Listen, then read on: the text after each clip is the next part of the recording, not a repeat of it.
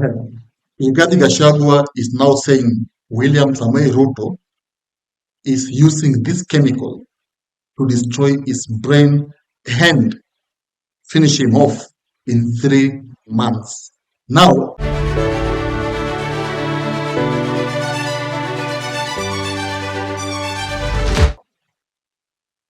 folks, welcome back.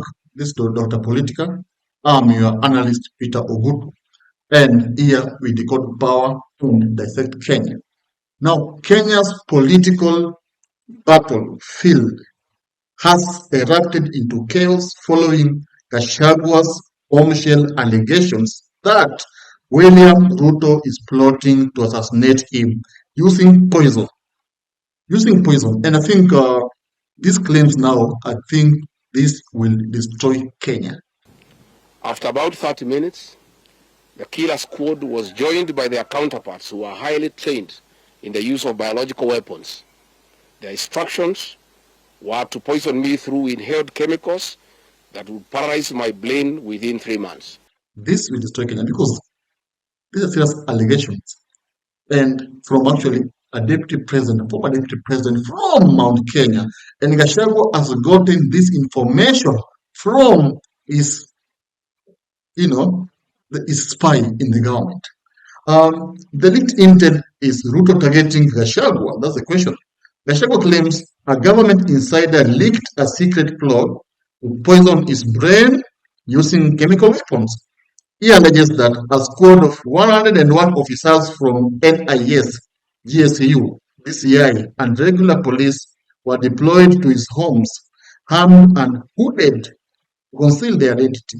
The alleged plan involves biological weapons designed to kill him within 3 months. And Gashagua is now saying that Ruto is after his life, not in arresting him. The question is, I've always been saying in this channel that if there's someone Ruto is afraid of, is Rigathi Gachagua. Why? Gachagua has locked Ruto out of Mount Kenya. And this is the pain, the pain that is making William Samoei Ruto hate Gachagua and actually even wish death for him. Because he knows very well that Kikuyus, as the Gachagua has been saying, Kikuyus are people who don't forget. And Kikuyus are vengeful. That's what Gachagua has been saying. And Gachagua has been saying that Ruto's betrayal will have to get, Kikuyus will get justice in 2027. And of course, this is somehow a way of inciting the whole Mount Kenya region, not even Kikuyus, Ameru, Embu, all of them. He wants to incite them and lock William Samoei Ruto out of Mount Kenya. And of course, this means Ruto will go for one term. Now, tell you what, no one would want to leave power. That's what I always say.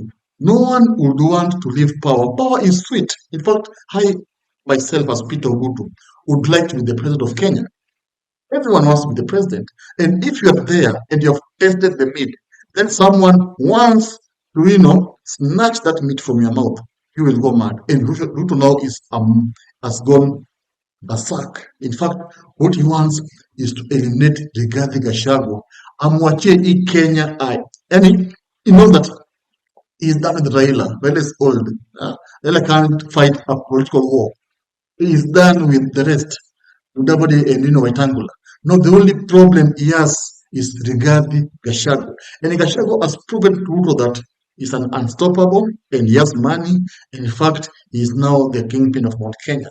Now, this pain is what is driving William Samoei Ruto send all these goons to invade Gashagua's homes in Gatanga.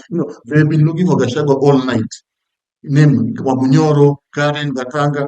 They want to, hold Gachagua, inject chemical or Moribu Akili. They want to, plant weapons in his vehicle so that they can go to court and, of course, have a case. And you know what? They can't even jail him because someone like Waitito, a very prominent leader in Mount Kenya, is now in jail. Yeah, he has been in jail for almost 3 months. So Ruto jailing Gachagua is not it's a walk in the park for him. He would want it, but again, he's very careful because he knows very well that if he arrests Gachagua and takes him to jail, Mount Kenya will erupt. Right now, Gachagua has gained, following across the nation. So the whole nation will erupt. The Gen Zs will erupt, and of course, invade even Parliament or State House the same way they did last year. And now, that's the state we are in. Yeah, we are now in Kenya. And of course, it's unfortunate. I think leaders should compete with manifestos, debating, selling yourself, telling Kenyans what you will do. But leaders should not compete by eliminating each other because you can't eliminate everyone. And that's what we're seeing today is elimination tactics. And if Gashawa's statement is something to go by, then I think Kenya, we are in for it.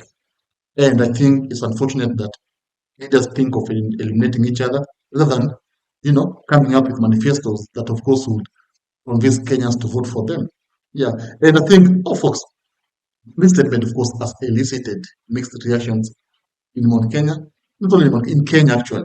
And now people are like, what are we headed for? To what will happen? Ask yourself, what do you think will happen in the coming weeks? Imagine we are 2 years away from elections, but now we are hearing assassination stories. What do you think will happen? What do you think will happen within these 2 years? Do you think Gashagua will reach 27? Because he's having a bone to pick with the head of state and Ruto's power. Yeah. So Ruto can use his power and of course destroy Gachagua. Gachagua is going to say so. I don't think Ruto can do it. But if you ask me, I'll tell you, yes, power is sweet. With power, you can do anything. And anyone wants to, unseat you from status or from power, you will go berserk and you can even easily harm that person. And that's what we are seeing now in Mount Kenya. In Kenya, we are seeing a situation whereby Gachagua wants to be the president, and Ruto does not want to leave, to be removed from power.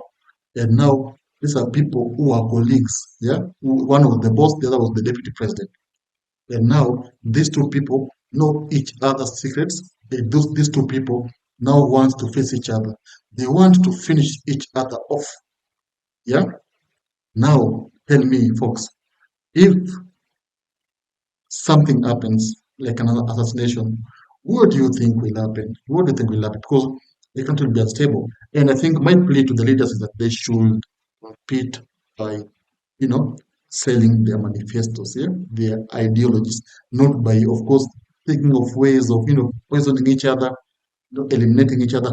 And all this is happening when Raila Amolo Odinga is quiet.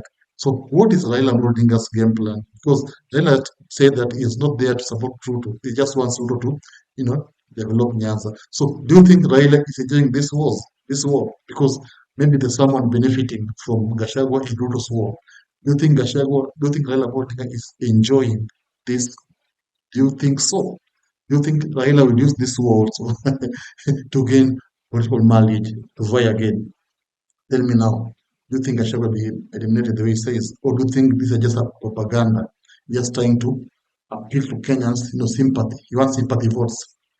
Tell me in the comment section. Thank you.